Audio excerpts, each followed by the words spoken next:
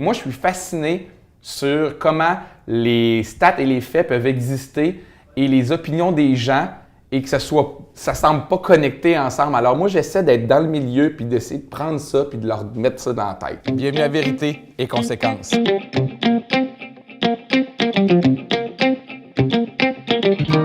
Aujourd'hui, on se pose la question, peut-on faire confiance aux médias? Bienvenue à Vérité. Wow! La vérité, c'est bien relatif, là. Monsieur, je dis les vraies affaires parce qu'il y a des statistiques dans mes capsules.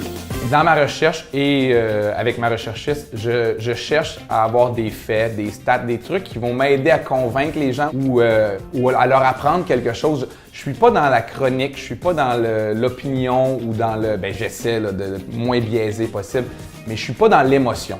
Moi, j'aime ça les hard news, j'aime ça les faits, parce que je trouve que c'est plus intéressant pour outiller les gens sur ces sujets-là, parce que moi, c'est ce que je cherche. Moi, je cherche à donner des outils aux gens pour qu'ils puissent, eux, s'en servir pour débattre avec d'autres personnes après. J'essaie aussi d'exposer les gens à des opinions à laquelle ils ne sont pas exposés, parce que des fois, on consomme toujours les mêmes genres de médias avec les mêmes opinions.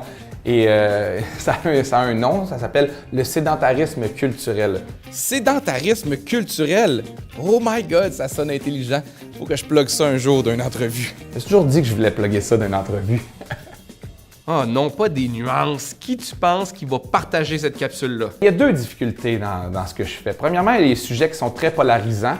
Ça a été sans aucun doute le sujet des derniers mois, les pitbulls. Et il y a aussi les sujets sensibles. Il y a des sujets, par exemple, si je parle d'agression sexuelle, faire de l'humour là-dessus, ça demande beaucoup de sensibilité, ça demande d'arriver tranquillement parce que c'est pas aussi facile de puncher puis de faire des gags sur des sujets comme ça. Ça peut être mal interprété. Alors ça aussi, ça peut être difficile. Vous pourrez continuer de dire que ça n'existe pas, mais au moins en sachant c'est quoi.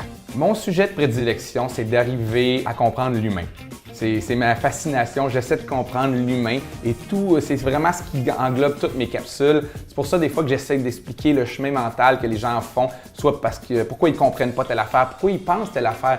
C'est un peu de la psychologie. Ça, c'est mon dada à moi. Là où je suis content, c'est pas quand les gens me disent qu'ils ont apprécié ma capsule. Ça, je suis content, c'est sûr. C'est quand les gens la partagent avec des amis avec qui ils sont pas nécessairement d'accord. Puis qu'en l'écoutant toutes les deux, je réalise, parce que des fois, je vais regarder leur Facebook, qu'ils ont réussi à trouver un terrain d'entente grâce à ma capsule. Quand j'ai réussi à faire ça, là, je suis assez fier de moi.